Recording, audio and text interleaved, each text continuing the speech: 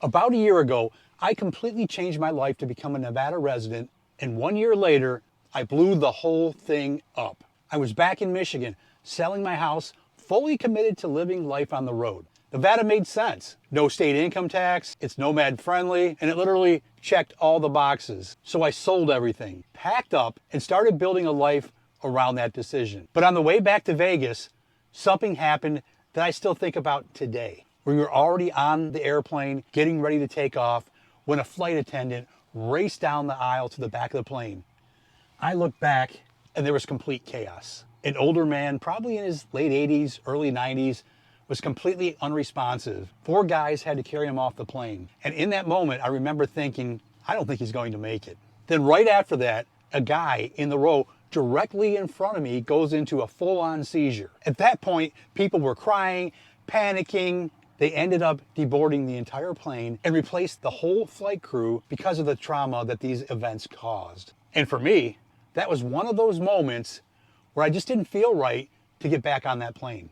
The flight ended up getting pushed to later in the day, and I made a decision. I went back to the rental car counter, rented a car, and decided to drive to Vegas instead. And at that time, I didn't fully understand it, but that decision ended up setting the tone for everything that followed since. Once I got back to Nevada, I went to Pahrump and stayed in an RV park for 30 days to establish residency. I got my mail service set up. I started the DMV process, all the things that you're supposed to do. On paper, everything was working, but in reality, it was a grind. It wasn't really one big issue, it was just constant friction. The DMV appointments, switching insurance, registrations. Then I found out my camper needed a VIN inspection, which meant I had to have someone come out to the RV park, leading to more waiting, more scheduling, more steps. Things just kept stacking and stacking and stacking. And this is all happening at the start of summer in the desert. It was 110 plus degrees every single day. My air conditioner was running nonstop and it still couldn't keep up. I remember sitting in my camper thinking, this is not what I expected. At the same time, as I mentioned earlier, I had just sold my house. I needed an address. I needed stability. I needed to make this work. So I focused on getting everything dialed in, but it felt like I was constantly managing something instead of just living. Eventually, I got everything set up. I became an official Nevada resident, and I got back on the road and never looked back. And honestly, that next stretch was incredible. I went to Yosemite, the Oregon coast, the Olympic Peninsula, Mount Rainier, Glacier National Park, Yellowstone. It was one of the best adventure travel summers that I've ever had. And then I made my way back to Michigan in the fall to see my family and go to my annual checkup with my heart doctor like I do every single year. At the start of this year, my Cobra medical insurance had expired, so I switched to a Nevada marketplace plan, got everything set up, scheduled a doctor's appointment right away, because in Nevada you have to go through a primary doctor just to get a referral to see a specialist when you have marketplace insurance. And then, 1 week before the appointment, the doctor's office called and canceled it. Apparently the doctor went on a long-term leave, and the next available doctor that I can get an appointment with wasn't until May. Now I had insurance, I had an appointment, and I still couldn't get the care I needed. Around that same time, I already knew I had to be back in Michigan in early April.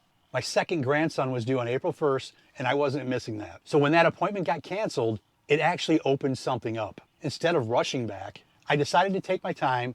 I took the long way. I spent about a month making my way back to Michigan from Arizona. And during that drive, I had a lot of time on my hands to think. Not about what was happening right then, but about everything that happened over the past year. The flight, the move to Nevada, the extreme heat, the process of getting everything set up, the insurance situation, my doctor's appointment getting canceled. And it started to feel less like random events and more like everything was pointing me in a different direction. And during that drive, something really started to shift because I knew I was heading back to Michigan anyway for my grandsons, for my family, to visit friends. And it made me question something I hadn't really challenged before. When I lived sticks and bricks in Michigan, I didn't see my kids every day because they're grown. And even when I was local and nearby, it might have been once a week, sometimes more, sometimes less that I saw them. But I had this idea built in my mind that I needed to structure my life like I had to be available all the time. And that just wasn't true.